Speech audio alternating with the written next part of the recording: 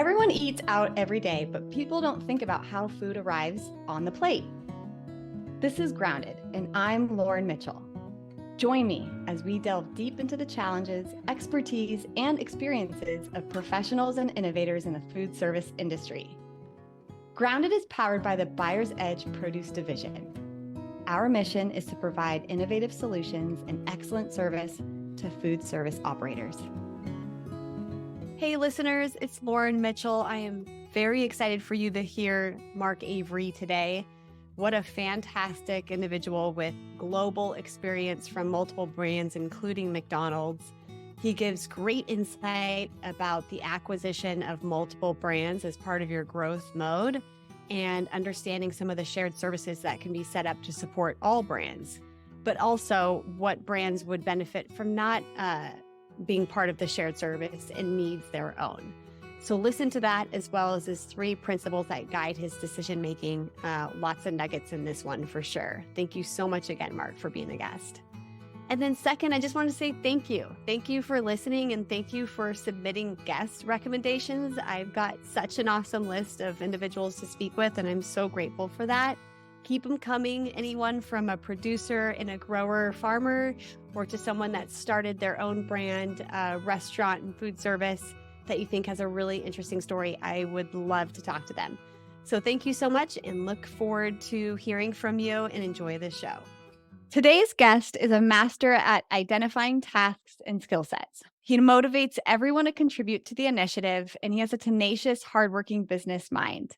He's generated millions of dollars for a string of globally recognized brands, including McDonald's, Burger King, Yum Brands, P.F. Chang's, and Applebee's. President at Mark Avery Consulting, Global Head of Partnerships and Supply Chain Strategy at Fatbrands, Mark Avery, welcome to the show. Thanks, Lauren. Thrilled to be here and join you for this podcast today. I'm very excited. With my discussions with you so far, you've left an impression on me each time.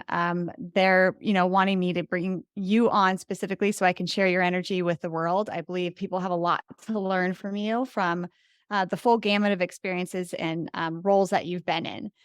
But let's start with Fatbrands. It's such an eccentric name, and especially for a company in the food service business. For those who don't know, tell us what restaurants are within that umbrella and what your role with them currently involves right now. Happy to. Well, Fatbrands really comes from the first brand that's part of our portfolio, which is Fatburger. Fatburger is a QSR restaurant that is now in 40 some odd states and in 20 some odd countries, and is actually one of our fastest growing brands. But since Fatburger, we have grown primarily through acquisition. Today, we're a portfolio of roughly 18 different brands, and we've been organized by really different divisions. We have our QSR division, and that primarily, it's a little bit of a misnomer because it came from our acquisition of the global franchising group, which was Round Table Pizza, plus a lot of their snack brands, Pretzel Maker, Great American Cookie, Marble Slab, Hot Dog on a Stick, some of those other brands that are really not a traditional full service restaurant, but snack brands, as we call them. And then we've grown through other acquisitions. We have our casual division, and that's primarily made up of Hurricane Grill, of Buffalo's, and of Native Grill and Fazoli's. And then finally we have our polished casual, which is right now it's only the Twin Peaks brand, but we do have some other acquisitions that are in play in the future, Lauren. So those weren't all 18, but that just gives you an overview of the different divisions that our brands are in. Okay, so to recap here, that's interesting. Fatbrands, where does the name come from? Fatburger, the original starter restaurant with that, which is in over 40 states and international too. Yeah. And you've divided up, of the 18 current brands, kind of these verticals: QSR, casual division, and polished casual. I'm curious, just from a category management standpoint, of the 18 different brands, is your fresh produce category manager coming from each? Like, do you have 18 different produce category managers within that? Or how do you guys separate some of the responsibilities when you've got so many different brands like that? Just, I guess, from a high level. Great question. And I would be remiss if I didn't go back and say I failed to mention our fast casual division, but I just didn't want to go too granular. But we do have the QSR, fast casual, the casual, and then the polished casual. Those are really our 4 different divisions. And all Perfect. 8 brands will fall in one of those. Now, back to your last question. As we have grown through acquisition, we acquired the full supply chain that we acquired. And so however that supply chain has grown, whether it be a category manager managing its produce, or whether it be getting their produce to their distributor, is what we acquired. As you will learn through this discussion, since we've made all those acquisitions, one of my primary roles has been, what are we going to do about this, Mark? What do we do with these 18 different supply chains that we have acquired? And, do we keep them? Do we keep a supply chain by division? Or do we break all of this up and create one new integrated supply chain across all divisions? Or do we do something different? So that has been what I've been challenged with, and I'm sure you're probably going to want to dive into that a little bit more.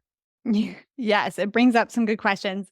I'll keep following through here, and we'll definitely be circling back to that. But Sure. uh, so interesting with acquisitions, you acquire the whole supply chain. I don't think that's something that people consider with that, but very complex.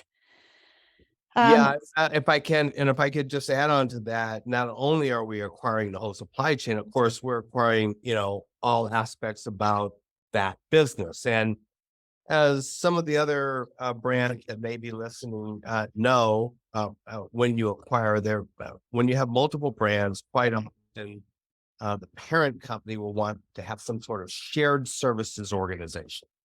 And I've been with a lot of different brands in my past, and been with brands that have created the shared services. But there's certain functions that no matter if you have 2 brands or if you have 200 brands, you're going to want to have certain functions that are supporting all of them. Typically, your finance, for example, would be a shared service. Counting, all of your financial things would all typically be shared services. But more progressive brands are looking at IT as a shared service, began looking at supply chain without a doubt as a shared service. And then typically some other areas like culinary, R&D, the areas that you might not want to create a shared service as you acquire brands might be your operations. Because as you know, each of the brands has a unique set of brand standards and operation standards that sometimes may be better served to be ubiquitous to that brand as opposed to, the same across all brands. Interesting. So in terms of shared services, some functions are built for a shared service, such as finance, but others, and that was where I was going next. So great call there. What would not be built for a shared service? What functions do you believe are best to be fit, unique with each brand? And you brought up supply chain. I'm sorry, operations. What about food safety? Is that something that you consider to be valuable as a shared service, or is it something that needs to live and stay within each brand as kind of a custom team? Yeah. Well, let's face it. The one thing that we've learned in being in the food service industry is that food safety should be the most important thing that any of our brands are concerned about or focused on, maybe more so than anything else. It is the only one thing, as we have seen with companies like Jack in the Box and Chipotle, that could literally bring the whole brand down potentially and cause a lot of disruption in terms of your stock price and certainly the customer's perception of you and take a long time to rebuild. So that's an interesting one that you bring up. It's one we are finding that while you want to have, some measures that ensure food safety across all brands as a standard. Right. Maybe depending upon the products and how you are serving those products or preparing those products, you may have some unique aspects about food safety based upon the brand itself. So, for example, if you are doing a lot of preparation in the back of the house as opposed to bringing in all of your products already, pre cut, and whether it be produce or so forth, you might have a higher degree of food safety measures where you have risk to your products and or to your customers, as opposed to another brand that everything is pretty much coming in the back of the house that's already been that have been with suppliers that have really strong food safety measures in place and don't require some of the same level of in-store procedures. So you could have some difference in the area of food safety from one brand to the next, depending upon the food that's being prepared. Yeah, absolutely. I think it lives with the ingredients being served, and I agree. It's a primary and critical piece to any brand. In fact, it's often the reason why people come and consult and ask for our services is they've acquired a brand and there's a level of food safety that they want to bring up to speed with that brand, and we'll initiate the process. That and pricing transparency. I haven't even gone through the agenda of questions here. You've got me on so many awesome tangents. Tell me what key principle exists at your core to drive decision making for your brand or brands that's been key to your success. Well, that's an interesting question. And I'm going to start off by saying that for those that know me or for those that don't, I'm a little bit untraditional. I will tell you some of the principles that drive my decision making. And frankly, they start off with my gut and my instinct. This is nothing that I've necessarily learned.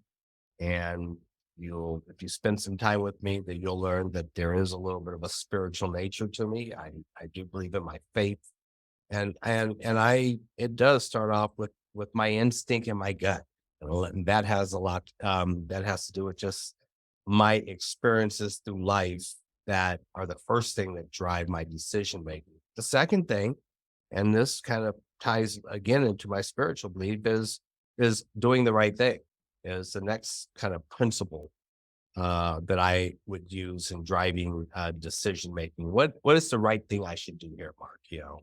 Um, and then I always want to make sure as I'm making decisions that I am staying true to my core values.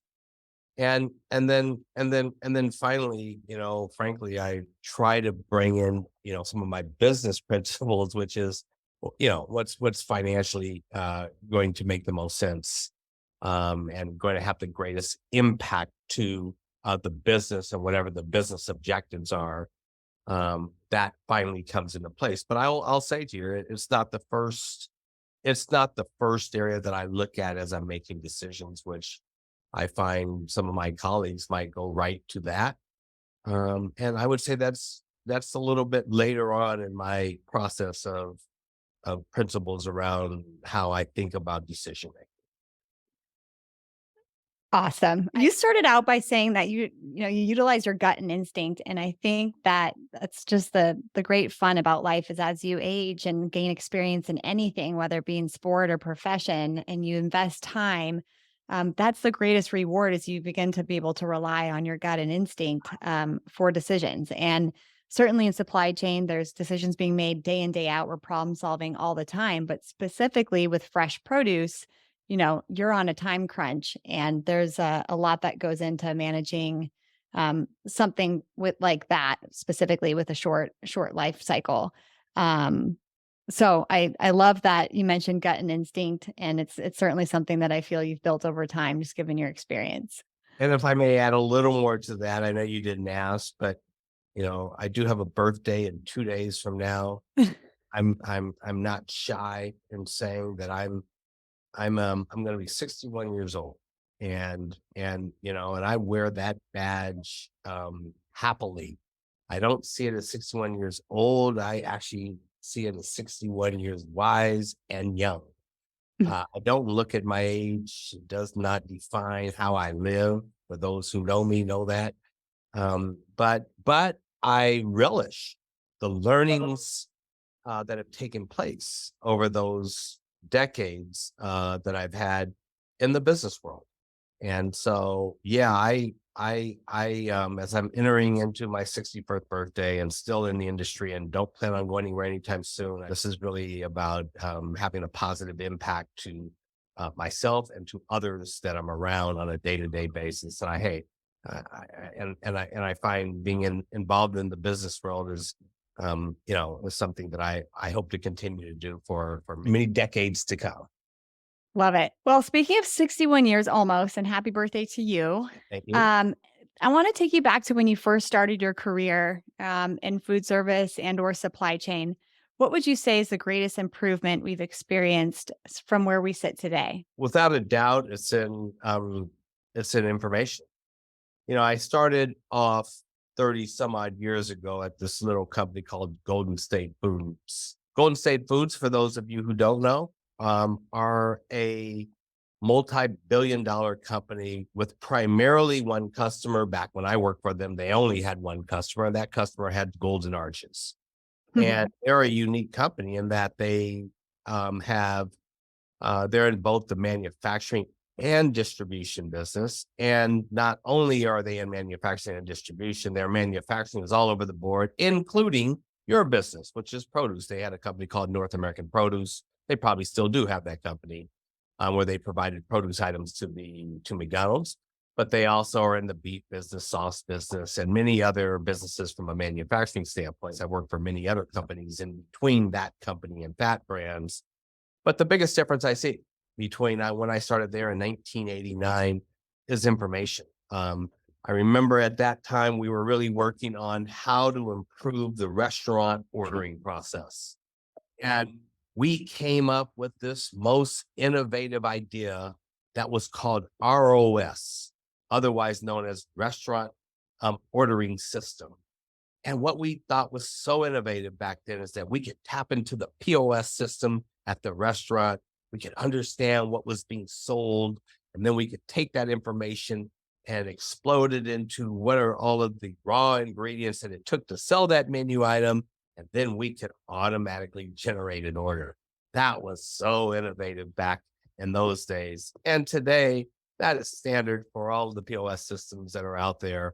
And that information is being used in ways that you could never imagine today with regards to ordering. So that's just a small example, but there's many other examples throughout our industry of where our information and data is just so much more plentiful today than we used to have, and our access to it and the speed in which we could get that information is just so much faster that it really has changed how I do business and how we do business in supply chain and in the industry as a whole. Access to information, speed of information, and then what we can do with that information. Absolutely great improvements in supply chain. Yes. What would you say is something that needs the greatest focus on at this point? Well, I think that it really has a lot to do with what is going on in the world around us. Number one, we are operating in a global economy today. And as opposed to, in the past, a lot of things were looked at more from a domestic standpoint. So how do you operate in a global economy, I think is one. Secondly, is what are some of the changes that are happening in terms of how people are living? What do you mean by that, Mark? Well, let's just take AI as an example, artificial intelligence. That is really changing how people are living today. And it is certainly will change how we work. And it will probably change even, depending upon your discipline, it has potential to change your role and what you do. So I just think some of these factors that are going on outside of us that are changes in the world are really playing a much greater impact in our jobs than we've ever experienced. And we really need to be thinking about these things and say, what does this mean to me? So I need to adapt to this, embrace it, because we're not going to be able to stop many of these changes. And what is my relevance given some of these changes that are happening around? Okay, you brought it up with global, and I'm going to go here. I just acquired Lauren's Pineapple Express, and it's got locations in the US and I've got locations outside of the US. What should my expectations be in terms of spec management within and outside of the US? I mean, what are some of the realities that come with consistency when you're dealing with a brand that is outside of the United States? Fantastic question. For having been responsible for the um, global supply chain of dime brands, which is Applebee's and IHOP. Let me first of all say, when you're managing your business internationally, take everything that you've learned from managing a business domestically and put it in your back pocket. I don't say throw it away. Just put it in your back pocket and not your front pocket.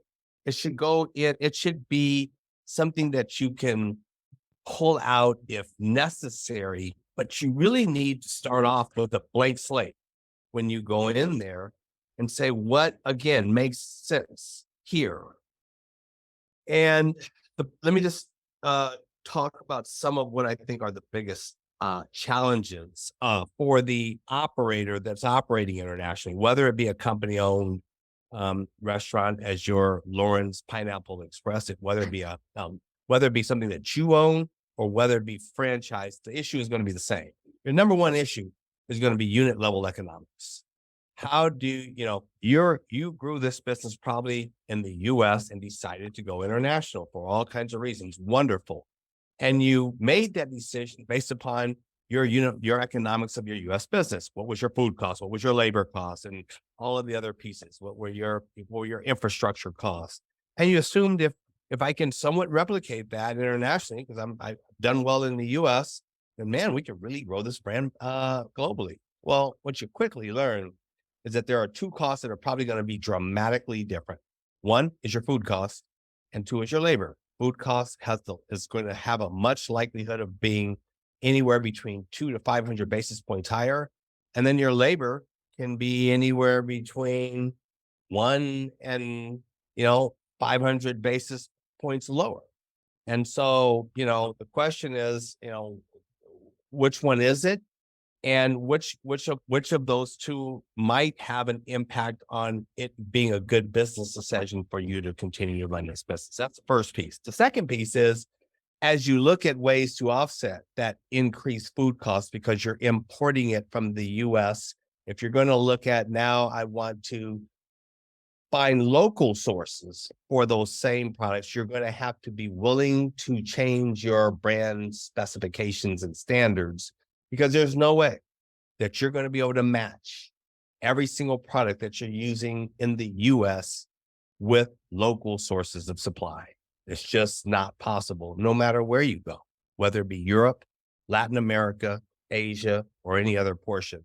So the question is, are you willing to change your brand standards and your specifications? Quite often, Lauren, you may say, I want to change it because there are some local preferences that we want to appeal to in terms of taste. So some of those could be desired changes, but others could be that it's just not practical. It's not desired. Actually, you think it degrades the standards of your product, but the cost to import what would maintain those standards are just too high to make good unit level economics. How do you know when to go then? How do you know that it's the right move to go from the US, as using that same example? It's going great. You want to grow. You've grown across multiple states, and then you want to get up into Canada, over into France, who knows where. Is there something that you would look at specifically to drive that decision, or that you would recommend others kind of use as a basis? Yeah, that does not differ from the same thing that makes you decide whether or not you want to go from California to Dallas or from Texas to Florida. And it starts off with, as you look to grow your business outside of your core market, it starts off with, who am I growing with? Do I have the right partner? And that is probably one of the most important decisions that we can make when we're in the franchising business. The second one, however, is actually the supply chain.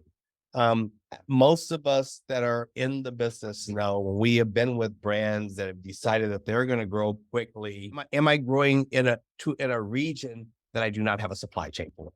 That my current distribution does not go to. So I'm now having to get with a new distribution system. It could be with the same company. It could be with Cisco, for example, but in a new market. But in this instance, Lauren, we've gone from a market that had 100 or 500 stores to a market that has now has one. And all of us that are in this business know when you go to that distributor, I don't care how many restaurants you have in your core market. When you go to that distributor and you're saying, I'm going into this new market with this one restaurant with these quantities, you're going to have a lot of special orders and you are going to have a challenge with your supply chain that you can't deliver against. And that challenge could end up causing that restaurant to go out of business. So the supply chain becomes a major factor as you think about growing your business, whether it be in another state in the U.S. or whether it be outside of the U.S. in another country. The operator and the supply chain are two of your most critical factors. That's great. I think that, since the pandemic, supply chain continues to take more of a center stage, even with executive level board meetings and wanting to know the information source points of their cost. But also, as you mentioned, driving decision making with growth considerations. So making sure that you have the right people in the room when you're making these decisions in terms of marketing and innovation and sales and growing and going, but also coming back down to ground level with supply chain and understanding sourcing points. I love it. So yeah, again, two key components to understanding when do you grow and where do you grow is, do I have the right partner and what does our supply chain look like? Those are great answers, Mark. Okay, so here we've learned a lot from you. I want to learn a little bit more about you and specifically some of the brands within Fatbrands. So talk to us about team and people and leadership. What have you done in your environment where any motivated team member can not only survive, but really thrive?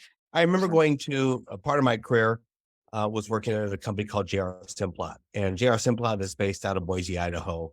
And I remember going there and I brought in a lot of change that I actually replaced the head of supply chain for J.R. Simplot. I was fairly new in my career. I left Golden State Foods. I went to McDonald's Corporation. From McDonald's, I went to J.R. Simplot. And I came in as head of supply chain for J.R. Simplot's food group. I was pretty young.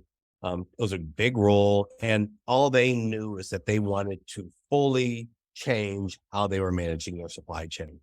And I remember one of the employees that worked there said to me one day after me being there for about a year that when she walked past my office, it made her stomach turn. And not in a good way. And I'm telling this story because, I came in with the directive from the company that they wanted to change everything and but the change that they wanted was really how McDonald's managed its supply chain. And they wanted me to come in and make all of those changes in the supply chain for J.R. Simplot. And what I learned, Lauren, just by that comment was that you really need to bring the people along with you as you are affecting change in organization. And you really have to be able to be flexible to do that so that you're not a bull in their china shop. And so I think I learned from that. And I think the biggest thing I can tell you about that story is, in 2 years later, she came back to me and said, you've had the greatest positive impact to my career and my future that I've had since I've been working. And she had been a longtime employee there. Once I realized that I could make the change, but I have to be able to do it incrementally to where that person is at. I have to be flexible. I have to be adaptable. can't just approach things one way. I have to realize that everybody is different and unique and an individual, and I have to adjust my leadership style to that person, not that person adjusting their growth and changes to me. That is so interesting you say that. I tend to favor your personality style that you mentioned in the beginning in terms of untraditional, sometimes bold, making bold, swift moves, and then maybe going back and correcting after. Yeah.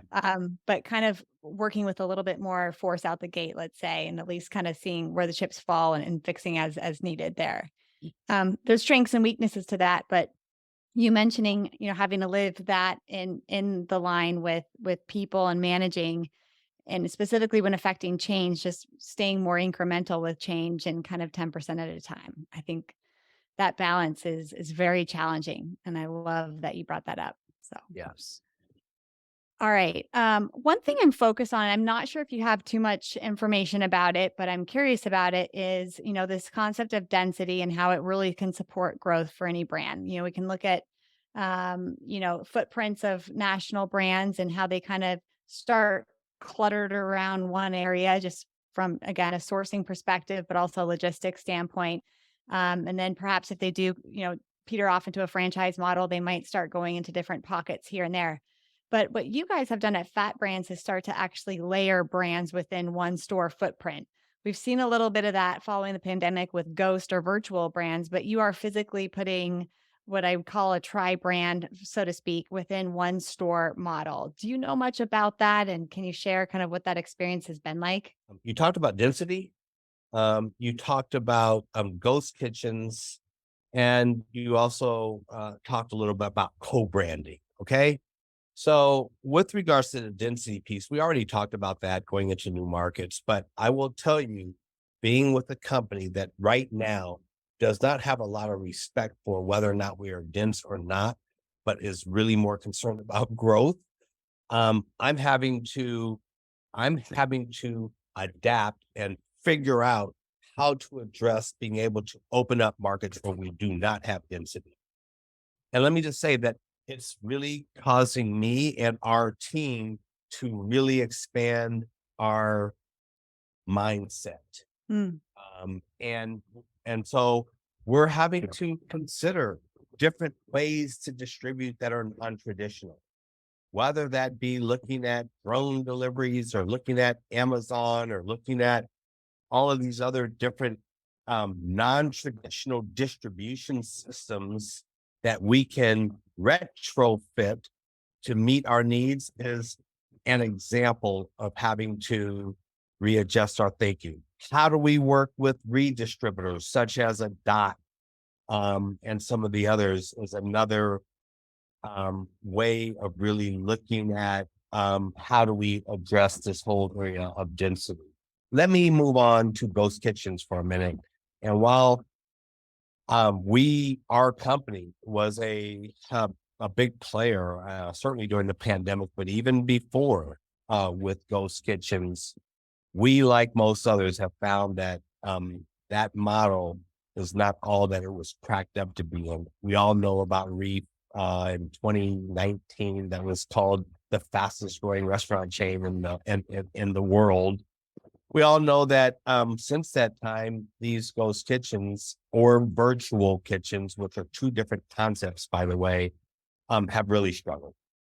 And it's interesting. Just yesterday, I placed an order with Uber Eats, got the product from a well-known deli sandwich shop. And when we got the order, we all knew it wasn't made at the restaurant. It was made at some ghost kitchen. The product, the everything was different than what our experience was when we went to the restaurant. And that's what I think is what folks are finding with respect to the ghost kitchens. And while that was thought to be a way that you can grow in markets that you're not in today and really expand your business in a massive way, we're finding that that expansion may not be long-lived because you're not able to provide the brand standards that grew the business in the first place.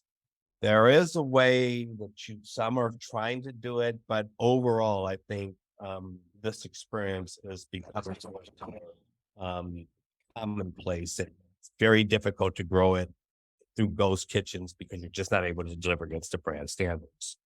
And then, but with respect to co-branding, it is a huge growth mechanism for us. We now are having discussions with potential franchisees and saying, pick and choose of the 18 brands that we own, and they're loving it. They're coming up with combinations that that we never envisioned. They're saying for our market, we want pizza, we want burger, and we want chicken, or we want, we think a cookie, a snack brand, plus coupled with this particular, believe it or not, we had a food court that specifically asked for Ponderosa and Bonanza. Now, I got to tell you, if you know anything about our brands, even we have to say that, that is a brand that hasn't been growing very much. As a matter of fact, it's been declining. There's no secret there. But even, this food court said, hey, for our market in our area, we want to bring that in along with these other 5 or 6 brands. We're having food courts that are saying, we want it to be a Fatbrands food court. We want 16 of your brands all in our food court, giving the type of option. So this co-branding idea has really been a great tool for us to grow our business, and one that we're finding is really resonating with our franchisee base. Boom. That's where we say mic drop.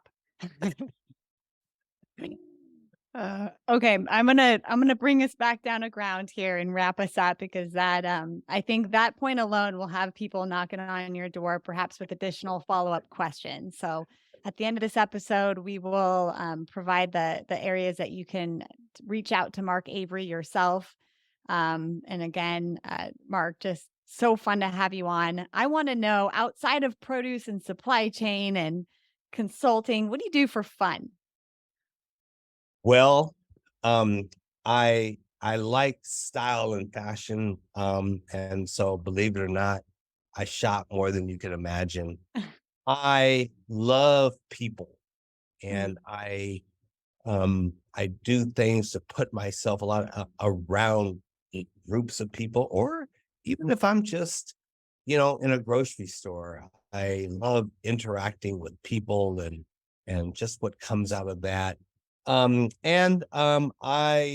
frankly love trying to impact other people that are less fortunate in a positive way, and share some of my blessings onto others in any way possible. And then finally, I just love new cultures and travel and getting outside many times of my culture or in the US, and experiencing people that are different, and then trying to figure out ways that we can learn more about each other, and while recognizing and appreciating the differences, finding some points of commonality as well. What a beautiful answer. I love that. How about a daily habit, something that you do every day that keeps you grounded?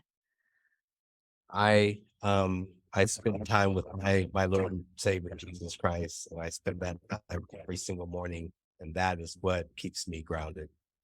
Uh, Gives me some direction about things that I've done wrong that I need to go and repent or ask for forgiveness for, whether it be with people or even for myself, and also just the nourishment I need to go on throughout the day. Love it. How about a tool or a strategy in your workday that saves you the most time? Seeking first to understand and then be understood. Asking questions. All right. Do you have any mentors in the business, and in what way? What has stuck with you? Yeah, I have a lot of mentors, and you know, I I would encourage people to do this as what I do. I actually seek out mentors. I find people, and I have them in 5 areas of my life. I think of my life in terms of my social, my physical, my spiritual, my emotional, and my financial. And I seek out mentors in each one of those areas, and I try to do things that sharpen the saw in every single one of those areas on a regular basis. Now, when I seek out a mentor, I must say that I don't just say, "Hey, would you mentor me?" I say, I bring them, here's what mentoring means to me, and here's my role as a mentee, and here's what I would like you to consider your role to be as a mentor. I try to make it as easy as possible for them to help me to grow. And I try to take on as much of the work as possible so that I'm not a burden for them because they're doing me a favor. Awesome. Yeah, I think mentorship is interesting. I think it is important the way you ask and even whether you ask. I think sometimes these roles just happen organically over the course of time. Some people feel pressured by role titles and assignments. Some of the most beautiful relationships I've had in my life have just kind of come as a result of time, experience, and how it just can build on each other. Sure. Um, I think we gravitate towards the people that impact us and that we're um, that we want to model ultimately. So that- that's a great answer. Okay. And last, but definitely not least, especially with burger brands, right up in your lane, what is your staple produce item for a burger? And I've gotten the best answers to this. No pressure.